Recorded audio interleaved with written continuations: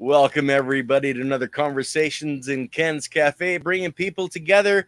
And we brought Marc Caron on from the Spirit Plant Medicine Conference, who I had the pleasure of meeting at the Unicorn Music Festival here a couple of weekends ago.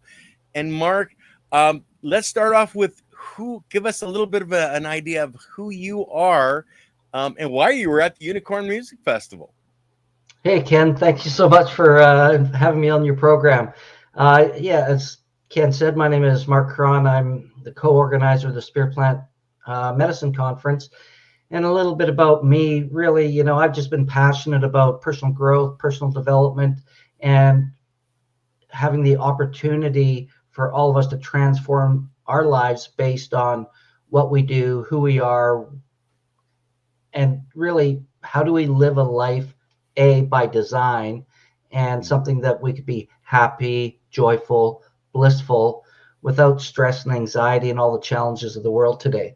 I spent years in a corporate job, reintroduced to plant medicines after that, even though I thought I was pretty worldly and wise, but I was missing out a whole bunch of things that I just had no idea about the work that was being done with mushrooms and ayahuasca from DMT and things of that nature. And I've also been part of the Tony Robbins world, if you know who that guy is. He's that great big guy, big teeth. I'm one of his, I work as what we call a senior leader, as a leadership events team. So we help people in live events, and most recently over the past few years in the virtual world, where we coach and help people transform their lives, really is what we do. So being passionate about personal growth and how do we make change, it's just something that I'm always kind of committed to. And it's amazing what we can do with sometimes just as simple as a conversation and a well-asked question. And I love seeing people light up and getting those aha moments. And if they can make a difference in their life or the lives of others, that's really what I'm most passionate about. And, plant medicine is, I found, just a tool to accelerate the process, because there's so many things going on in the world today and in the minds of people in the world today that makes it difficult for them to get out of their own way. And, so plant medicine's just been a big part of that journey. I took over the conference and co-organizing back in 2017. And ever since then, I've had the opportunity to learn and speak with so many of the great educators, teachers, shamans, facilitators, and of course sit in some pretty powerfully profound ceremonies. So, and then you say, what brought me to the Unicorn Music Festival? Well, our art curator for our conference, who was there at the Unicorn Festival, and the image you see behind me here is Simon Hayduke, and he does some really fantastic art. Just been a great guy. And I guess Che had asked him if he knew anybody who might be interested, and my name came up. I got an email from Che, and anytime I'm asked to speak or be part of any event, I always say yes. Well, and that's why you're here, because you said yes, Exactly, right? I'm usually doing the podcast quite often, or have, initiating the conversation. So thanks for the opportunity, Ken, and the invitation to be on your show today. Well, thank you very much for coming. I haven't had a lot of experience in the mushrooms for the last several decades. In the 80s, yes, I was a regular user of mushrooms and LSD, etc. But I don't have a lot of experience with the variety that there is out there now. You've got your golden teachers and this and this and this. I'm more into the reishi and lion's mane, the medicinal that way. But the conference, it focuses mainly on the aspect of the effect. Can you tell us a little bit more about what you guys do at a conference? Yeah, for sure. And one thing I'd like to say before I go down that road, Ken, is there are many different strains, just like there is many, different strains of cannabis these days. Yeah.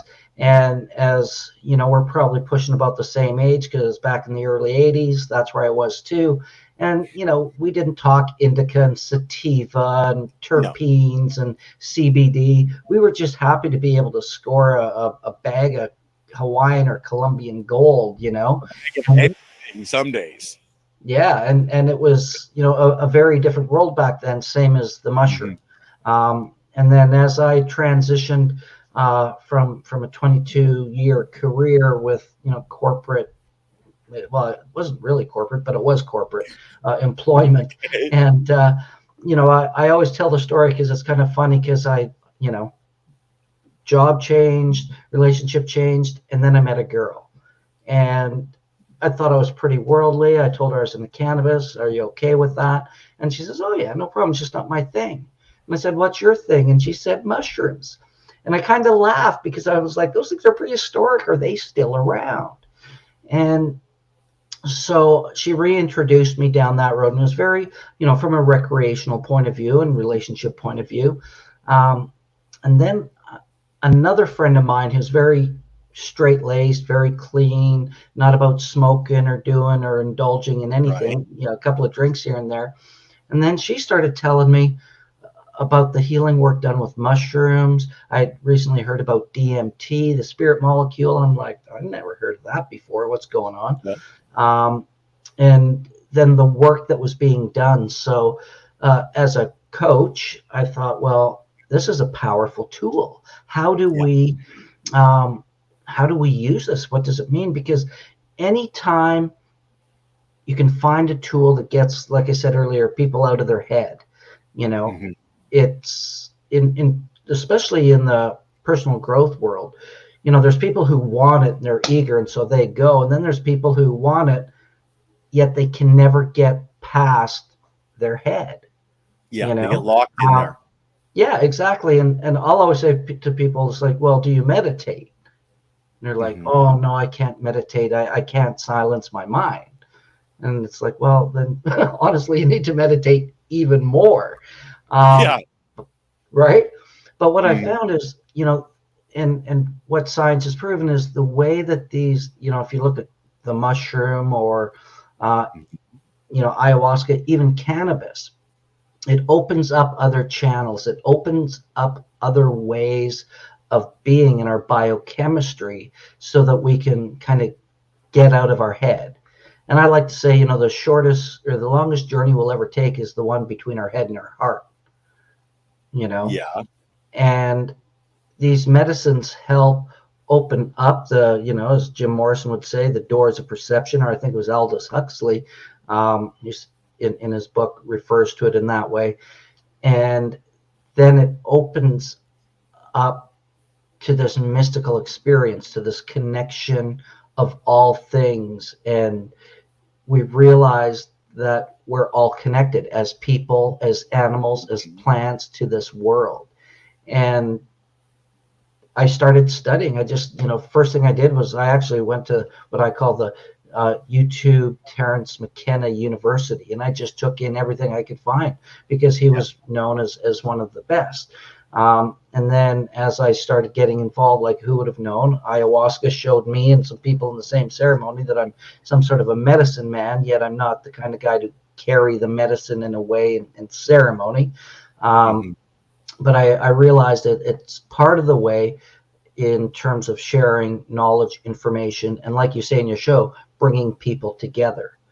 Yeah. So, you know, the conference itself is really bringing together, you know, indigenous leaders, scientists, doctors, therapists, huge representation of the women, LGBTQ, because we want to represent everything. Because the one thing we realized and that I learned, you know, there's so much of this privileged white guy stuff out there, especially the old privileged white guy stuff. And we want to make sure that we're giving the voice to all people of all ages, of all colors and backgrounds and identities, and really to as well honor the indigenous perspective from a place of cultural appreciation and not cultural appropriation. It's not, you know, we need to remove colonialism. We need to get people back connected in a way to nature and to all people, because we all are indigenous to this planet, or most of us are anyways,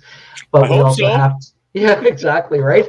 But I think that there's, you know, we really have to take a look and kind of right the wrongs of the past, in a good way, and really acknowledge that the people who are doing this work, that we all get along and we all work together to solve it.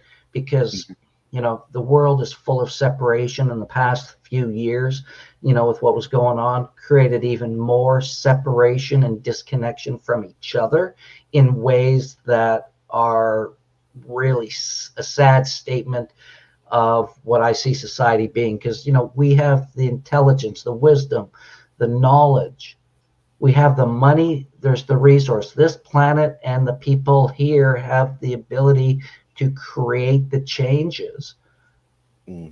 Yet we're still stuck in greed. We're still stuck in fear. We're still stuck in control. That's why I think, we need to get all these politicians doing some journeying. I think that would make a huge difference. They might just open their minds and their perception, and they might just admit to being the crazy people that they are. Like, I look at it as a species, not as individual race or color or creed. We're the same species, and we need to come and there's together. Only one race, right? You mentioned race. There's only one race, human race. Exactly. Right. Yeah.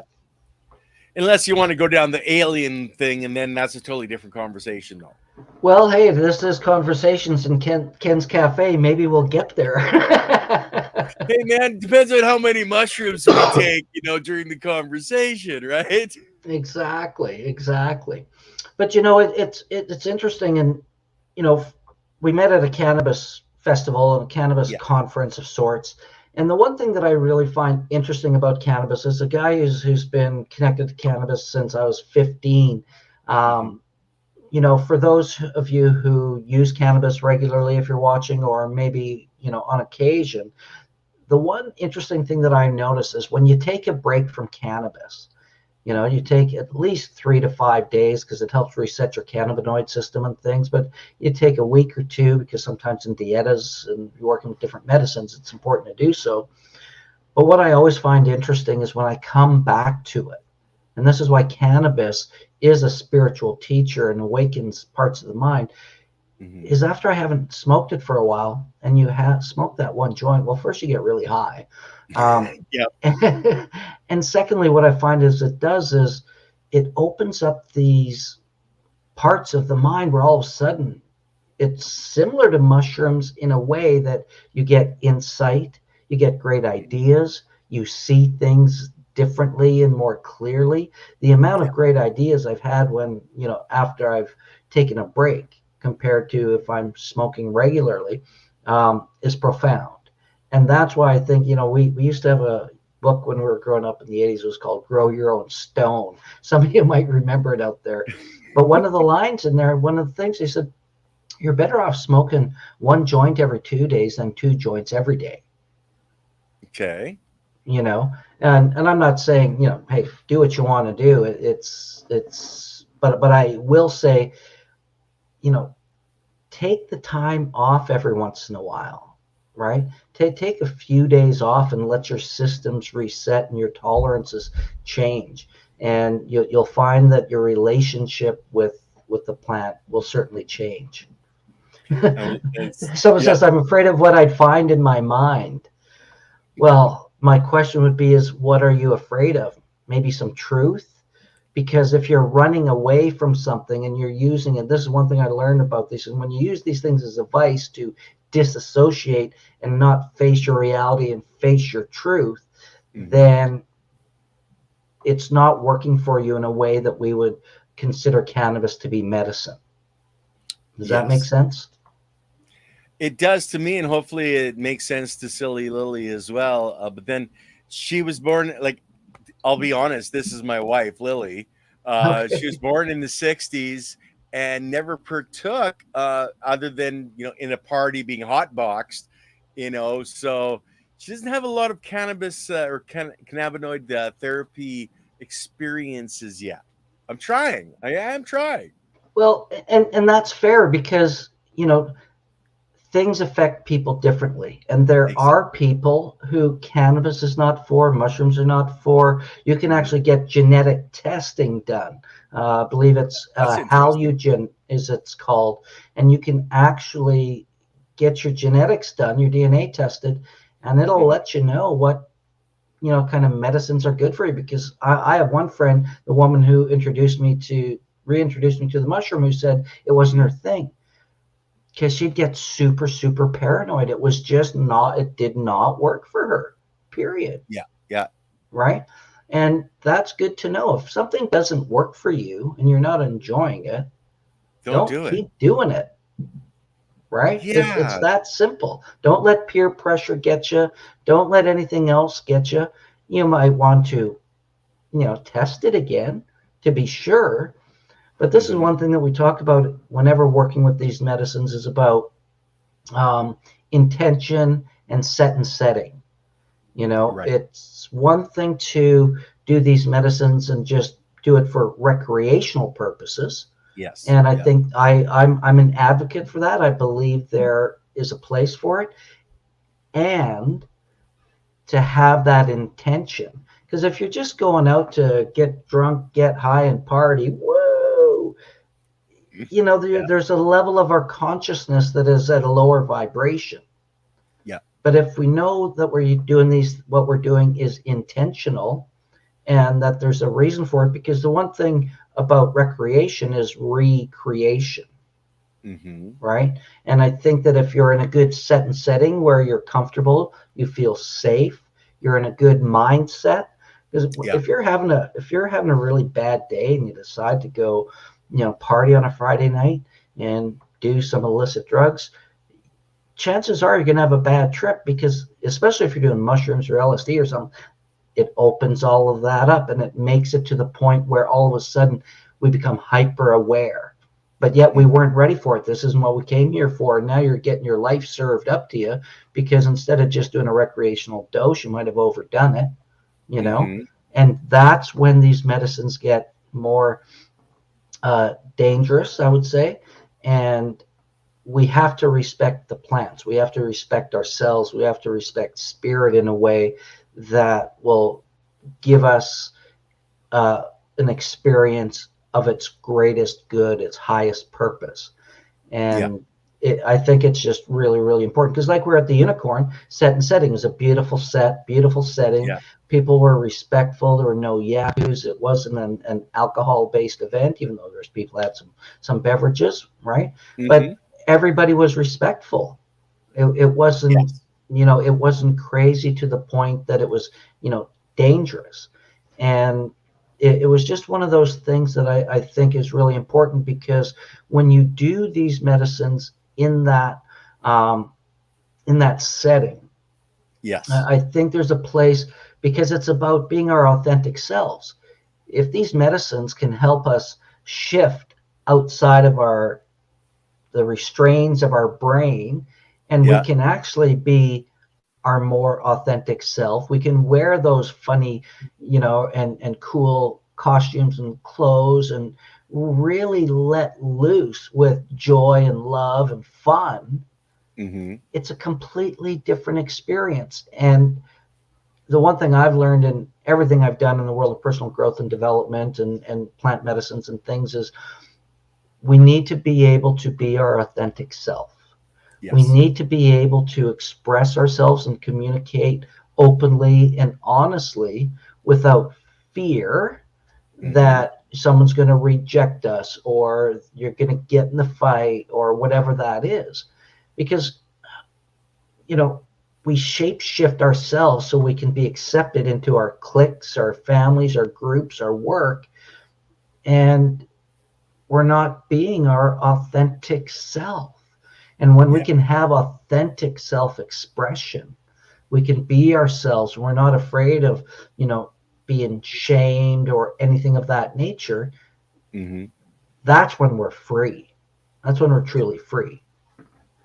Well, and I think, you know, cannabis and mushrooms and all the other compounds that are out there that allow us to get out of our head and into our spirit allows us that freedom And a lot of the times it takes away the worry of, what you're projecting out, and that, worried about your self projection into the world. Um, is that something in your coaching that you find once people can move past that barrier, that is when they have the real breakthroughs? Absolutely. There's one thing I use as a go-to when I'm working with people, is to get into your heart. It's that longest journey, even though for most people it might be 12 inches, right? Mm-hmm. But they're in their head. We've been taught to rationalize and think and reason, where the heart's not necessarily worried about that, right? Mm-hmm. It wants to love, it wants to care, it wants to envelop and hug people. And what I'll do is I'll have people, I've been in some of these events with, 5,000 people to 15,000 people. And when you're Mm-hmm. coaching them, because they get in their head, telling you everything they don't want, telling you everything, telling their story. Everything's a freaking story, right? Mm-hmm. And change your story, change your life. Yeah. It's that happening. There's a happening, and you and I can experience the exact same thing, have a completely different meaning and story attached to it, which will create a completely different emotion. Well, because we operate on biochemistry, right? Mm-hmm. It'll change, just the hormonal balance of our body and what's getting released. And a great example I use is here in Vancouver, we have that old roller coaster that's probably pushing 100 years old now, the old wooden thing. Some people love it, some people hate it. Yeah. Same experience. It's been like that for 80 years or however many years that thing's been there now. The only thing that changes whether you love it or you hate it is the story you tell yourself about it.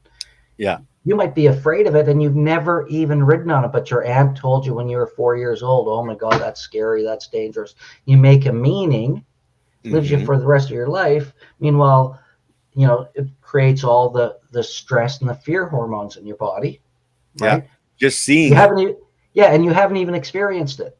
Yet the guy who loves it or the gal who loves it hops on that roller coaster, whoa, right? And what do they get? They get all the adrenaline, all the feel-good endorphins that come from that, because they have a different, they're focusing on loving it versus hating it. Mm-hmm. They have a completely different meaning to the experience, which gives them a completely different biochemical reaction and state. Yeah.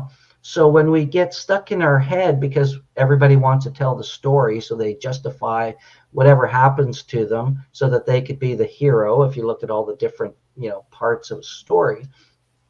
But it's when you take the time to breathe. And most of us don't breathe. If you're watching this, folks, most of us don't breathe properly.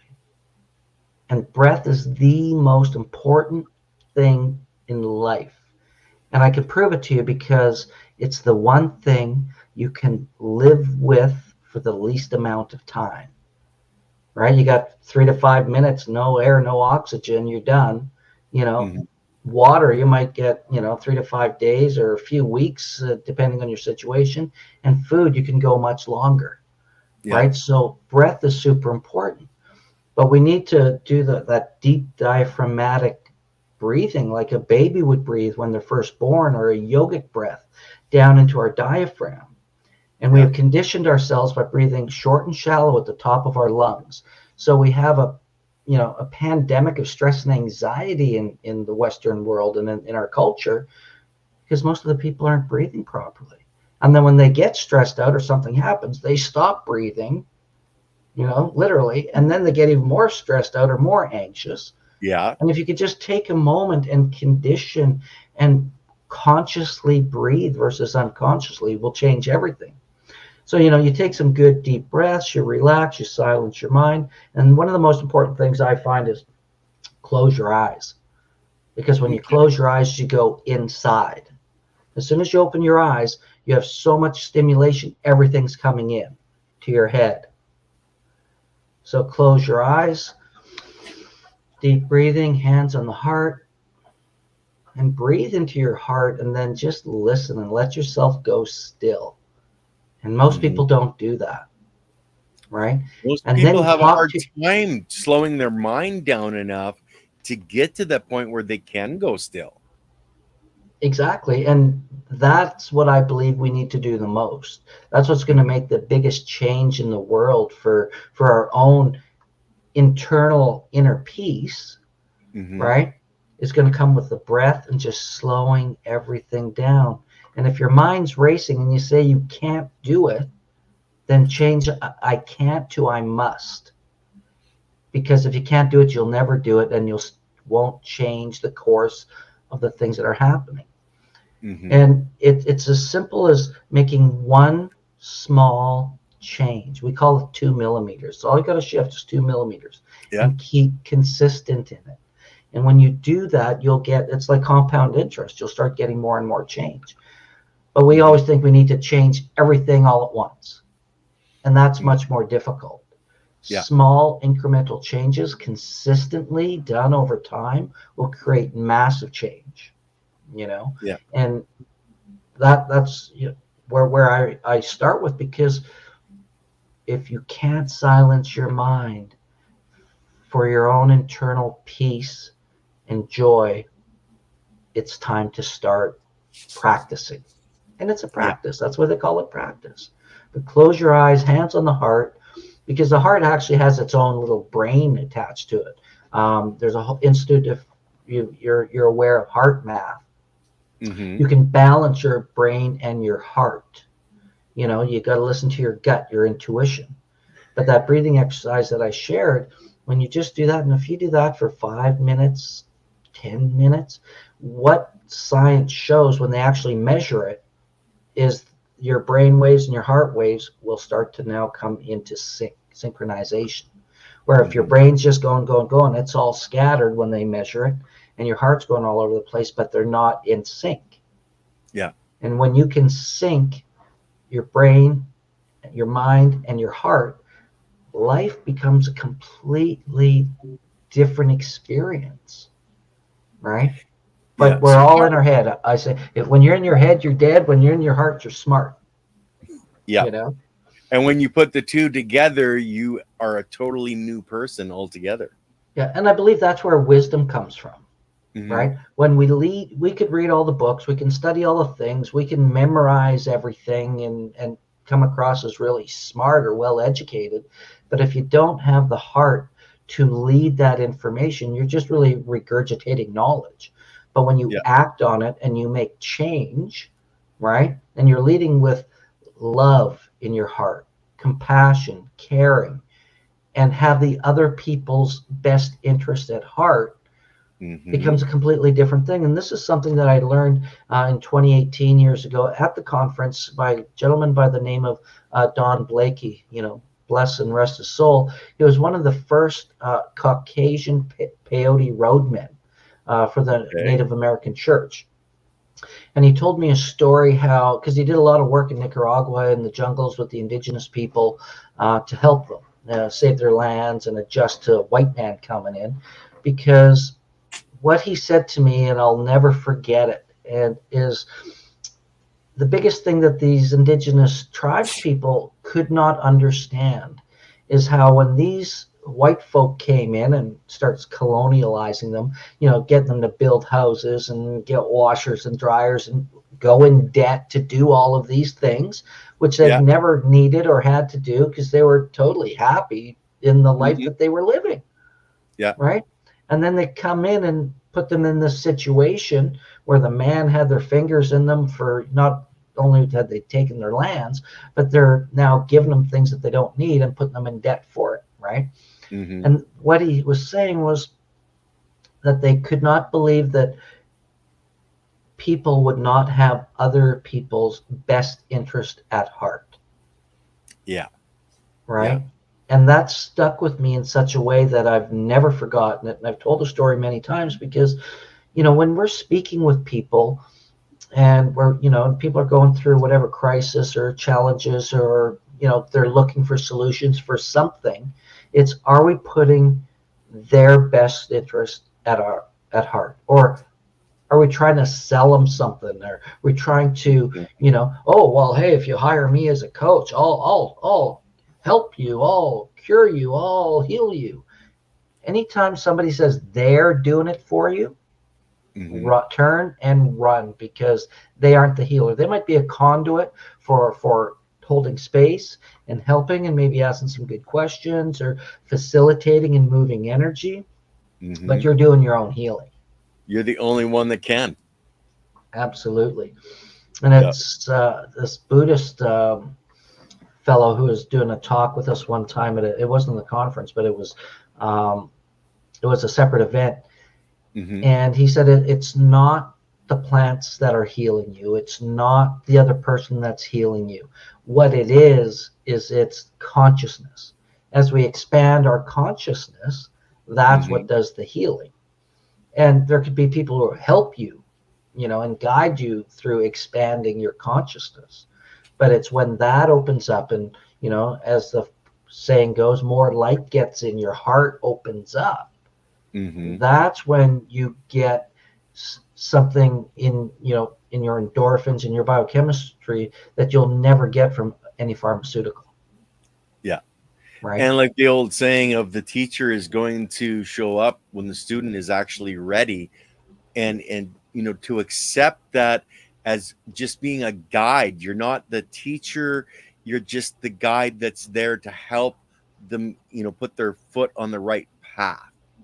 Absolutely. And, when you think about it that way, as well as, there's our vibrational state, our energetic state. Yeah. And, energy, basic physics, is never created nor destroyed. It just transforms. And that's how we know that there's more to life after we leave this physical body, because we are energetic beings. We're a spirit having a human experience. So that energy doesn't die. The carcass, the meat suit dies. The biology, just this bag of biology. And you're all about biology. You're the biology guy, right? It's all about the biology, yeah. Yeah, absolutely. And in this case, it's our biochemistry, right? Yeah. But it's that energy transforms into a universal consciousness, into light, whatever that may be. The energy that's running us is still out there. But I think what happens if you take a look at a guy like Jesus, right? He had the healing hands. He's high vibration. He had the energy. If your hands are energy centers, your feet are energy centers. And when you have a higher vibration, right, you have the ability to transfer energy, because it takes greater energy to move energy. You can't move more energy with less energy. You have to have more. So it's not about, people saying, oh, I healed you. You are just sharing energy. Yeah. You're helping to bring them up to your level of energy, and that's what is performing the healing. Exactly. Which, as that happens, as that energy, their consciousness is elevating. Right.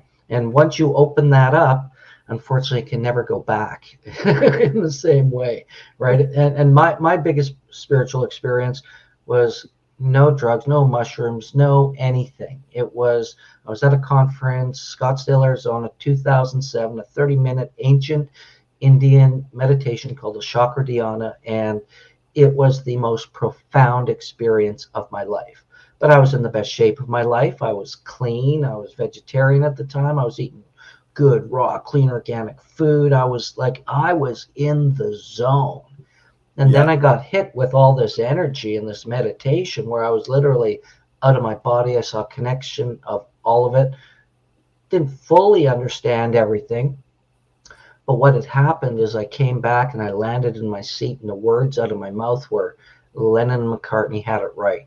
All you need is love. It was all about universal love. And when we start appreciating people, we don't have to agree with people and their actions and their beliefs, but we appreciate, we don't judge, right? Yeah. We appreciate where people are at. And, if they want to make change, then, we kind of show them a few pathways. And if they don't, then that's what we're not there to force it. You can't force somebody to change.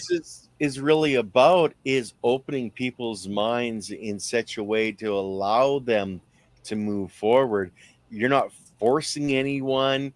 You're not saying, oh, you got to do this. No, Yeah. it's come, open your heart, open your mind, open your spirit, and experience, but only if you're ready for it. Yeah, and even if you're not ready for it, you can actually still educate yourself. You can meet people. The biggest thing we hear about our conference, I think it was Mark Hayden coined it, the conference with the festival feel, and as well as the conference with the ceremonial feel, because we treat it as a ceremony. When it starts, it's opened with ceremony. We have indigenous elders from the lands come and bless the land and say a prayer, and we get started that way. And when it ends at the end of the weekend, it's the same thing with three gongs, and it's very much a ceremonial conference. We treat it with great respect. It's not overly heady, right? Mm-hmm. We have, like I say, we have all sorts of people presenting and attending, because sometimes you go to some of these conferences and it's all, doctors and business people. It's all, Yeah. Yeah. brainiacs and a real intellectual kind of a thing. Where we bring in a wide range of people, as well as the people who attend it are, they could be therapists, they could be doctors, they could, be lawyers, yet they're also shamans, people who work underground, and many, many, many, many seekers. We are very, very well known for the community side of Mm-hmm. what we do, and feeling like we're back in community. And when we got back last year, after a few years of not being in person, it was just a beautiful thing to see everybody and see our community back together, and new members of our community, and people who've traveled from all over North America and different parts of the world, that come together in community.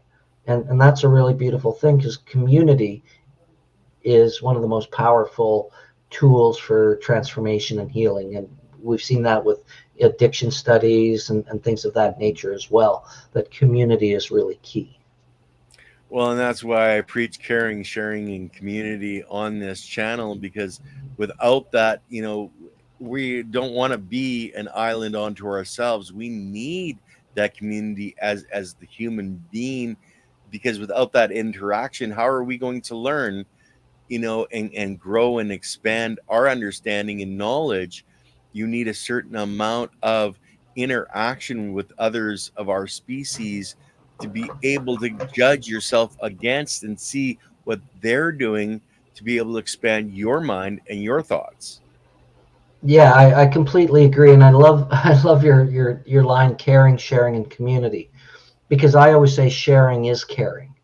Mm-hmm. When we share our experiences and we allow ourselves to be vulnerable and we allow ourselves to be authentic, Mm-hmm. it's amazing what happens. It's a very, very, very powerful thing. I've sat in ceremony, and you know people share things they haven't shared. One time it was a older gentleman. I think he might have been in his early 70s. And as Yeah. we're closing up the circle at the end, he's sharing something he hadn't shared in 60 some odd years, Mm-hmm. right? But he felt safe.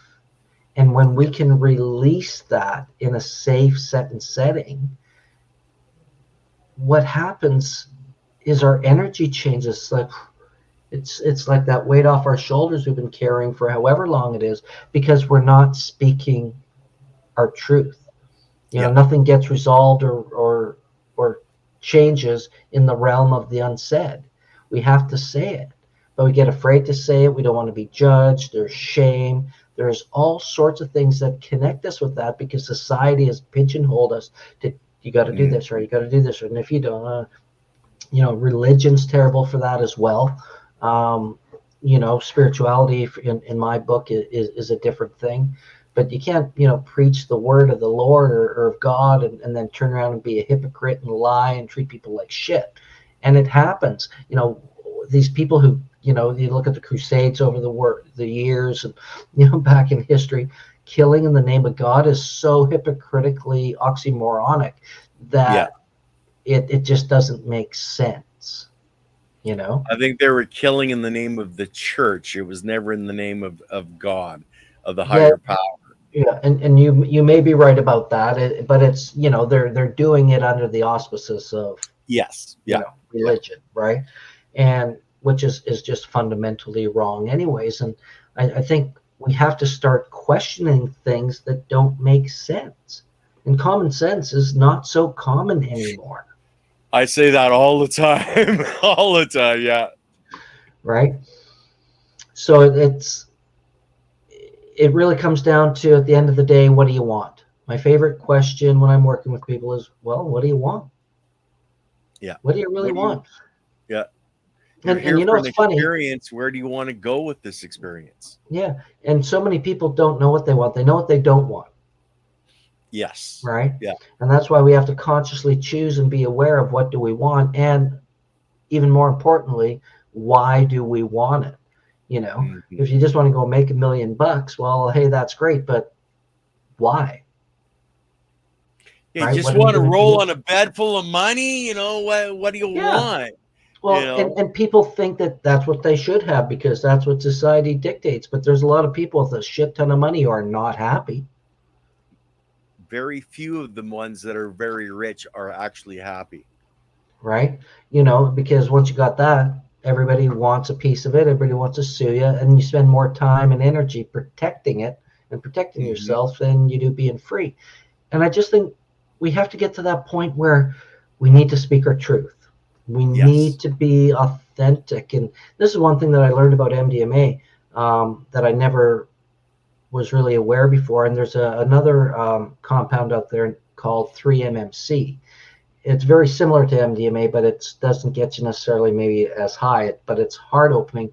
But what these compounds do is they open up the heart. Mm-hmm. They remove this blame and shame, where all of a sudden you can have open, honest, real conversations, right? You know, you can talk about things without this fear of being judged. And when we can do that and release those things from our, you know, our psychic energy, or spiritual energy, or physical energy, it opens up that doorway for change to happen. Mm-hmm. But we get so conditioned and stuck in our head. And the that word we can't get past this. There, conditioned. And that's basically, you know, you can't, you know, that's not possible.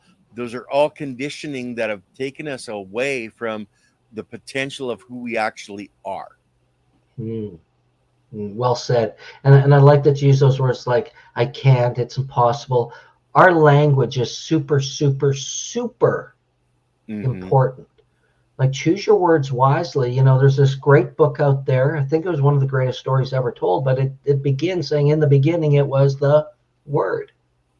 Yes. Right. And if you're a wordsmith, you know how to manipulate those words. That's where marketing and advertisers, they know the buttons to push on the human psyche by sound, by color, by the words they use.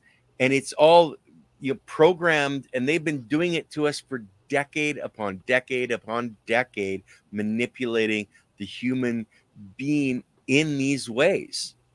Yeah, and then television come out and radio come out. Like, look at television. And what's on television? Program. Exactly, right? Yeah. You know, so it's time that we wake up and become aware of these things so that we're not being controlled unconsciously by conditioning. And they're doing it to you all the time. If you're not doing anything on social media except scrolling through and posting to your friends and everything, you are the product, my friends. Right? Social media is a product.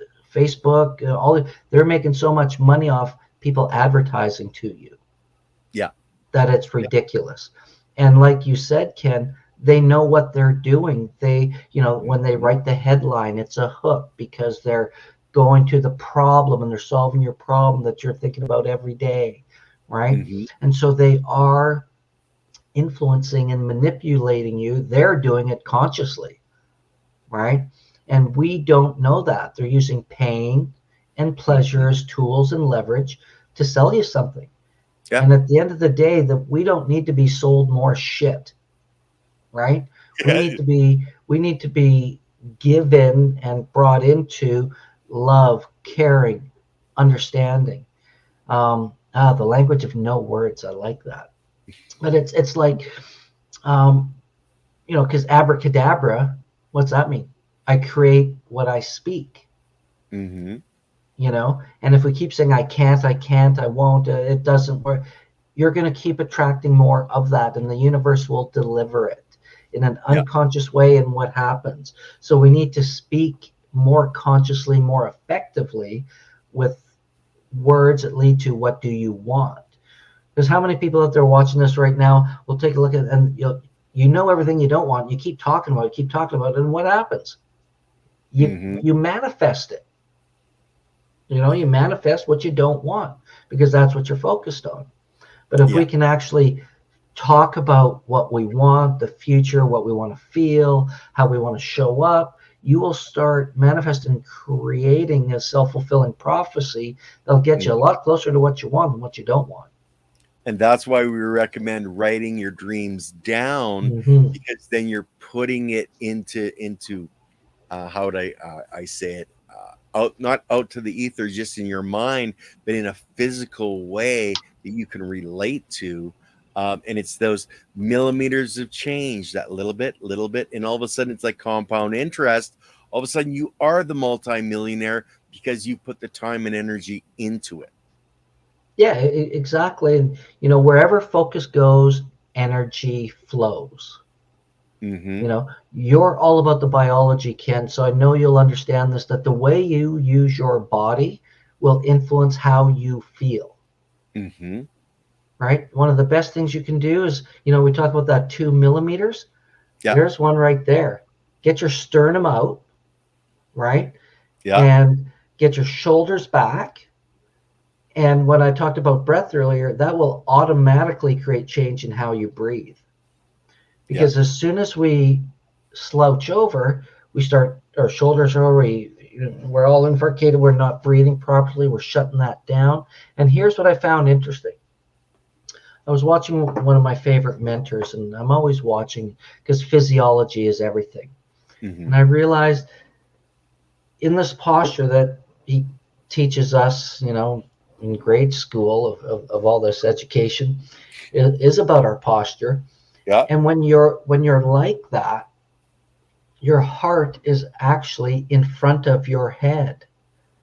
So if you're walking, right, 2 millimeters, but your heart's leading your head. Versus if you're like this, now you're protecting your heart, you're closing it off, and your head's running the show. But if you have good posture, all of a sudden you're in a different alignment, and your heart is just fractionally in front of your brain. Now you're leading physically with your heart. Thank you for that. I've never heard that one before. Thank you. If people, my pleasure. If people don't believe it and sounds like a bunch of hooey, test it. Don't believe anything I say here today. Test it and see if these things work for you, right? And that's how you find out that something works or it doesn't. You test it, right? Well, but that's what I found, because if I spin this way, right, if I'm like this, you can see my head's in front of my heart. But when I'm like this and I'm got a great posture, it's a whole different ballgame, right?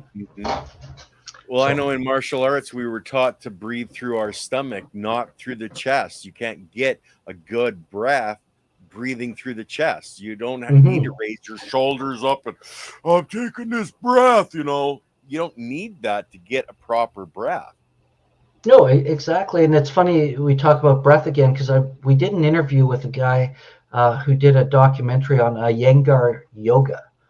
And one of the feat parts of this film was really incredible, because it was, ironically enough, it was a Indian man in India who was actually a Catholic priest. Go figure why it wasn't a yogi, but hey, that's twisted. Boat, right? Excuse me. And he worked with men who had addiction issues, whether it was alcohol or any other drugs they were getting their hands on over there. And he used yoga, and most importantly, the breath. And it was about the posture, heart out, chest open, and breathing. And he was curing, and I don't know if curing is the right word, but he was helping these people release their addiction Mm-hmm. using breath. That's fantastic. Right? Because when you change the way you breathe, it's incredible. Like Yeah. it's the most powerful tool for transformation.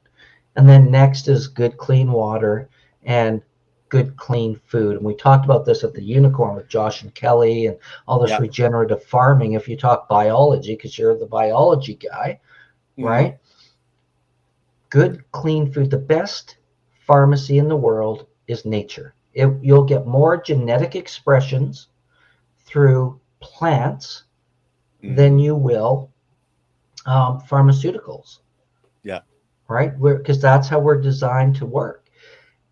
And when we start eating clean food that's not full of pesticides, actually has nutrition in it, not what we get in the supermarket that's, for those people who don't know, McDonald's potatoes, it's a Burbank russet potato. When they grow it, the farmers have to spray it with this, I can't remember the name of the pesticide, this chemical, because McDonald's wants nothing but those potatoes. And they can't have blemishes, which is a common thing because it's some gnat that creates this blemish, right? Mm-hmm. So they got to spray it this one particular pesticide. Farmers won't go in their fields for 5+ days after they spray it. Mm-hmm. And when they harvest them, they have to off-gas in massive warehouses for at least 2 months before they're edible. And I'm sure many of us have seen it in the documentaries where these things, flies won't go at them. They don't decompose or anything of that nature. So why would you want to put something like that in your body? Right? They're food-like products now. And when you start reading and looking at ingredients in your food, even if it's marketed as good food, if you can't pronounce it, you shouldn't be putting it in your freaking body, man. My wife said that just earlier today. If you can't pronounce it, why would you be consuming it? Right? And it only makes sense that we look at nature. 100 years ago, 200 years ago, 1,000 years ago, that's all there was. Yeah. There wasn't all this fast food crap that's destroying the planet and waste and garbage and plastic and mass consumption. The world doesn't need more stuff. We don't need to be bigger, crazier consumers. We need to stop consuming shit, right? Bottom line, the dollar store crap from China that lasts for a week goes into the landfill. We got to stop. As humanity, we have to stop. Well, I'm hoping that we can teach enough people. And like one of my sayings is, one lit candle can light many without ever diminishing its own light. The more people that we can teach the truth about this, and here comes my pussycat, then the more they can share it. And it's like, the she said, or no, what commercial was that? I tell two people, they tell two people, and all of a sudden it goes around the world. I think that was L'Oreal or something way back in the like 70s, 80s, right? But it's exactly true. Yeah. And this is something you probably heard me say it at the Unicorn Festival, and it's something I encourage all people to do. If you're inspired or intrigued or curious about the nature of this conversation or other things Ken's doing, other things I'm doing, what other people are doing, share it with your friends. Because so many of us in these communities, we're kind of preaching to the choirs in a sense. Yeah. And if we're really going to change the world and change humanity, we got to bring others in. We need to share this. Like your candle metaphor is perfect. We need to light other people's candles so that they can have, similar experiences that, helps them grow and transform their lives so that they can live with more joy, more bliss, more gratitude, more fun, more playfulness. Because we need to be fun and have fun and be playful. Life is not meant to be serious in that way. And when we bring other people in, we start changing the world. And that's part of us going out there into the world as well and shining our light and being the change that we believe in. And living what we believe and interacting the way we believe is right and what's our nature and what makes us feel good, you know? Exactly. Yeah. And bringing joy to others around us. Like, if you have joy in your heart and you smile at someone, the automatic response is the other person to smile back at you, whether they're having a bad day or not. It's an automatic reaction to smile back, unless you're just a mean, nasty person, and you meet a few of those here and there. But if you can carry that smile to someone else and they go on their day and they smile at the next person, or maybe 5 or 6, all of a sudden there's so much abundance of positive energy. You can change the world just one smile at a time. Well, smiles are contagious, and Yep. you really touched on something, when we talk about community, is talk to your neighbors. How many people live in these concrete jungles? Their neighbors are all over the place, but they don't know their neighbors. They never talk to them. Yep. It's like, what happened to the human condition, Mm-hmm. And I think that we need to really bring that in, and to be fun, to be playful, laugh. When was the last time you had a good gut busting? Oh, it hurts. I'm laughing so hard. That was hilarious. We need Yeah. to do that more. We need to dance more. We need to move our body. And the quickest Mm-hmm. way to get out of your funk, if you're in a funk, is use your body. Exercise, go for a run, go for a swim, jump in a cold lake, whatever it is, but use your body, because it's physiology first, always. Endorphins. Right? Always. It's endorphins. Yep. 3 things we call the triad. Physiology first, right? How we use our body, what we focus on, what are we paying attention to at any given moment, right? And what's our language, story, and meaning that we're giving it all. And that is what controls and influences our emotional state, where we're at, right? Though change 1, 2, or 3 of those things, you will change the way that you feel, hands down. And every triad of that nature, it's a pattern. Depression has a pattern, joy has a pattern, gratitude has a pattern, frustration has a pattern, right? Every single thing in this world is a pattern. And we've been conditioned, which is a pattern, right? Yeah. And we just, and we can't change what we don't acknowledge. If you're not aware of something, you'll never be able to change it. And consciousness at its core is awareness. So if you're not aware, how do you change something you're not aware of? If you don't know you're in the rut, how do you get out of the rut? Well, hey, man, you just might get a wagon come tootling down the trail, and you got to get out of the rut, Exactly.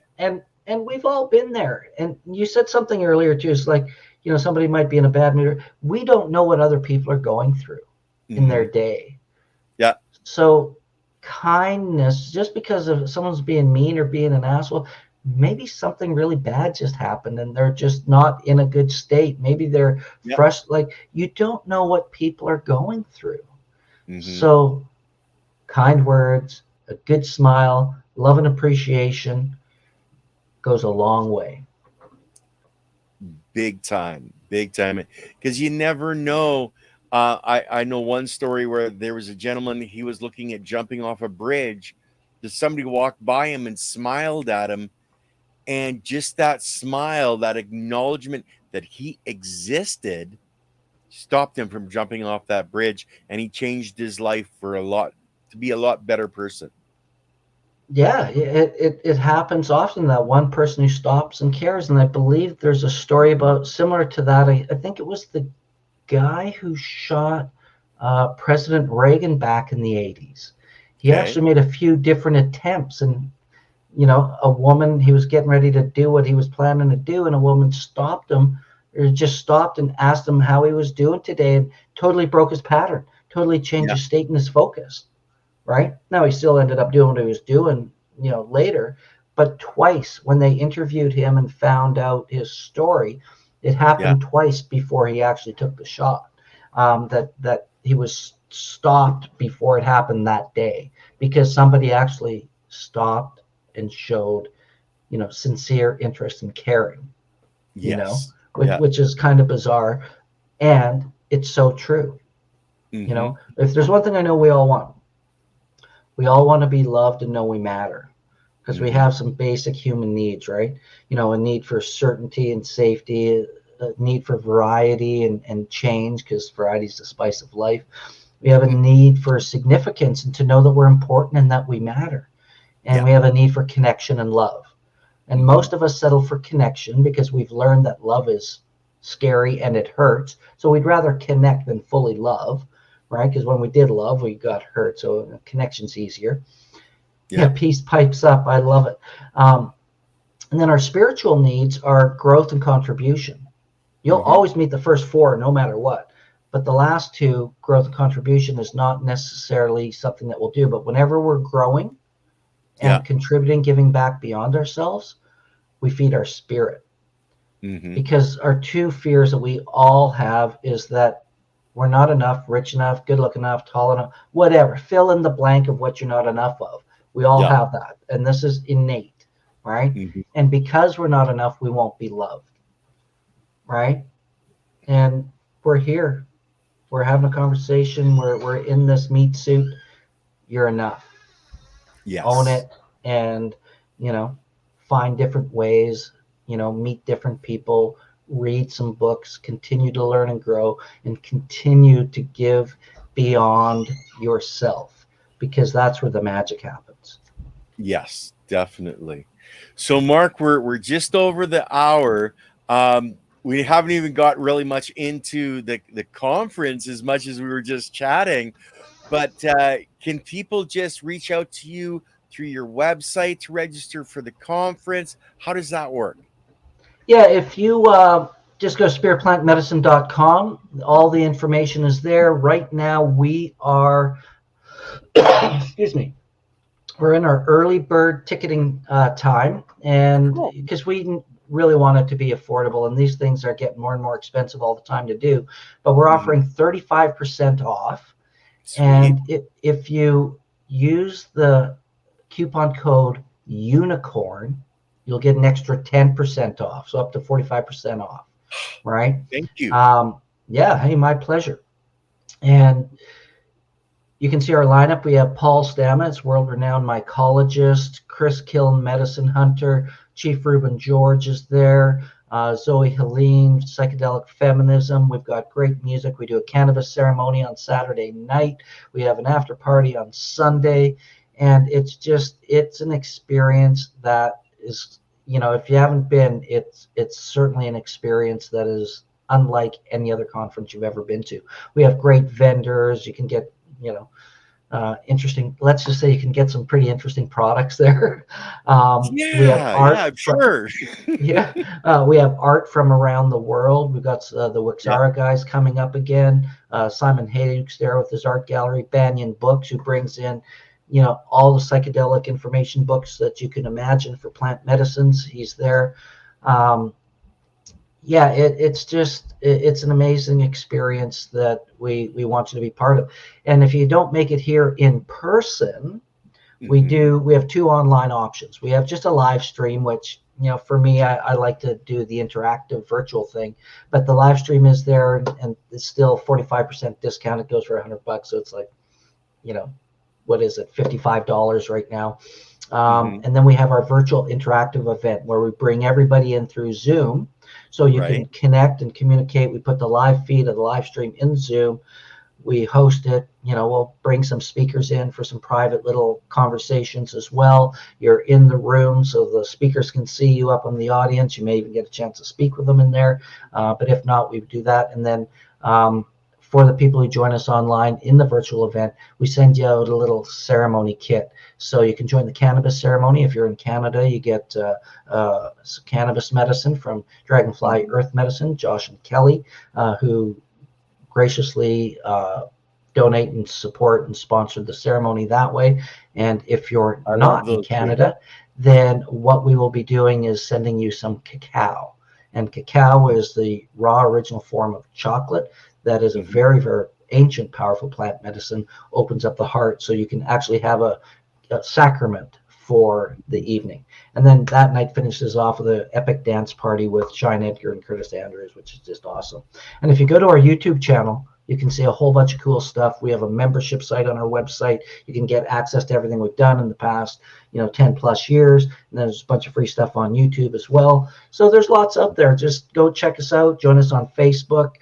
We have a group, we have a page, and I'm always accessible, always happy to share and converse and answer any questions anybody may have about plant medicines. And who knows, Ken, maybe I'll have you on one of my shows moving forward. And I'm always happy to be, come and talk about whatever may be coming up, because I just love to inspire people to, if you're looking to make a difference in your life, you can do it. Well, and guys, that's on November 3rd to 5th in Vancouver, BC, because we never mentioned that. We probably should mention that. Where it's usually a good idea. Hey? Just thought I'd mention it, Yeah, it's at the UBC Nest building, and it's a beautiful venue. We love it there just because it's a great venue, and we have a lot of great people who come and speak as well as attend, and it's 3 days that we look forward to every year. Well, and I think it's something that we need to have more of going across the planet, not just across Canada, but I think there's more that needs to be done globally to bring this spirituality more to light. I think we're missing out on who the human species can really be with how things have been set up on this planet. Absolutely. And all plants are medicine. All plants have their own spirit, have their own connection. Cannabis, Santa Maria, grandmother ayahuasca, grandfather tobacco and peyote. But they all have, and not just psychedelic plants, all plants are medicine, right? All plants. And, the arrogance of man thought they could make plants illegal, which to me is just kind of ridiculous statement. It grows naturally. What you going to do? Make broccoli illegal and kale illegal because it's freaking good for us? They'll try. Yeah. Don't give them any ideas. We saw what they did to naturopaths a few years ago, right? But it's like, be curious. If you're looking for more, if you're looking for different ways, there all are ways. But educate yourself. Intention is key. Set and setting. Know who you're sitting with. There's a lot more to it that we didn't even cover. And it's to integrate the lessons that we learn while we're in these journeys and ceremonies. And if you have a chance to be in any kind of, authentic indigenous ceremonies with real shamans and things, do it, because it's the most profound. I sat in a Native American church peyote meeting, and it was one of the most profound experiences because, you get some really, really amazing shit. What can I say? It's a culture that we're not kind of privy to, and we get to be part of it. And it was just, incredible. Well, when you can spend time in the sweat lodge with the people that built it, you're going to have an interesting experience. That's all I'll say. Exactly. Yeah, I agree. So, my grandfathers are flowering right now. I got a few. They're flowering right now, so that's cool. Do you have anything else coming up that you're going to be at, Mark? Well, yeah, matter of fact, we're doing, I also work in broadcasting here, so we're doing Digital Power of Women, which is related to the UN and the G20 summit. So it's really about honoring women from around the world, as we're also in 99 Days of Peace leading up to Peace Week in September. So through Unity Earth TV, we do another broadcast mid-September for 7 days. And we just bring in, teachers, dignitaries, brilliant people from around the world, and we're all talking about facilitating a better world through peace, right? Yes. We need more peace in this world, and everybody getting along. So I'm always supporting any initiative that makes a difference in people's lives. If it's not conscious related, healing related, better life related, I'm not really interested. And music, I'm always interested in, because that does it. Yes. Right. Music brings people together, and I think it's a great, music's a great gateway drug, if we would say it that way. Energy, frequency, vibration. It has all three. Exactly. and it's just a great way to let loose. But that's the biggest thing we've got going on right now. Just really deep in production, and things are happening as we get ready for these events. And we're always doing, sound healings and sound journeys and things. So, check out our website, spiritplantmedicine.com, again, like I say, and you can reach out to me through Ken's page here. I'm just happy to be part of what's going on. And Ken, like I say, if I could ever be of service to help you in any other way, please feel free to reach out. And thank you for that. And I'm sure we're going to have you back on at least one more time before the event to let people know more of what's going on, what's coming up. We actually have tomorrow's speaker on with us, in the Invisible Gardener, Andy Lopez. He doesn't even have to take acid or anything anymore. He can just put himself into that. He's been doing it for so long. We have Leah Oram, who's an expert on humic and fulvic acid, on with us tomorrow night in that conversation. So that should be really interesting. Awesome. As for the rest of the week, guys, on Thursday night on the Sun and the Moon, we have Brandon Rust coming on. So you're going to want to check that out. We don't have a DEM Friday because I'm at another event again this weekend starting on Friday night. So hopefully we'll be starting that up again in September. But my friend Mark, thank you so much for coming on and spending the evening with us. You're just awesome, finding other people that are on this journey and willing to come out and share it. Well, thanks for inviting me to be on your program, Ken. And it's funny because you were the first person I met at the Unicorn Festival as I got there. Because I ran into Kelly and Josh, who I know well enough. And Kelly's like, "You need to know this guy," and it all started there. And I want to thank you for the work you do, and for creating a platform for people to share their voice, their work, and inspire people to create change in whatever they do. Because again, biology is everything, right? Exactly. And nothing on this planet exists without it. So we better make sure we keep it healthy. Anyway, Mark, stick around for after the show. Everybody on chat, thank you so much for coming. For everybody that's joining us afterwards to rewatch the show, don't forget that you can get 45% off until when, Mark? It'll change September 3rd. The early bird runs out September 3rd. However, you can still use that code because it'll always give you an extra discount on top of what we offer. Fantastic. And with that, guys, I'm going to end the broadcast. Peace out, everybody. And as we sit